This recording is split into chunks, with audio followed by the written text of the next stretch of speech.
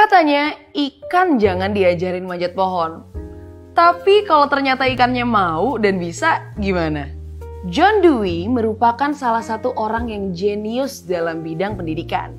Dia mengatakan bahwa dunia pendidikan seharusnya memperhatikan apa yang terjadi di lingkungan sekitar. Ketika kita tahu tentang apa yang ada di sekitar kita karena pendidikan, maka berarti pendidikan bermanfaat bagi kita dan juga bagi lingkungan. Asas manfaat ini yang membuat pandangan bahwa pendidikan seharusnya bersifat pragmatis, kecuali pengetahuan fundamental.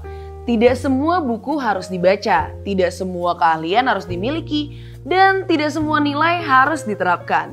Semua tergantung dengan kebutuhan anak dan juga lingkungannya. Nah, bagaimana sih cara kita melihat kualitas sebuah kurikulum? Tentunya kita bisa melihatnya melalui bagaimana kurikulum itu bermanfaat bagi anak didik. Mungkin kita sering dengar bahwa monyet itu tidak bisa dinilai dari kemampuannya berenang dalam air, atau ikan tidak bisa dinilai dari kemampuannya memanjat pohon. Hal itu mungkin benar, tapi tidak selamanya benar loh.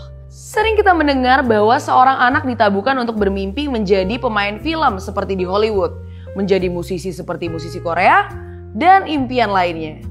Tetapi, apakah memang seperti itu? Sebenarnya tidak seperti itu juga. Kurikulum biasanya dibagi menjadi dua bagian. Bagian pertama adalah pendidikan yang mengajarkan hal-hal yang sifatnya umum.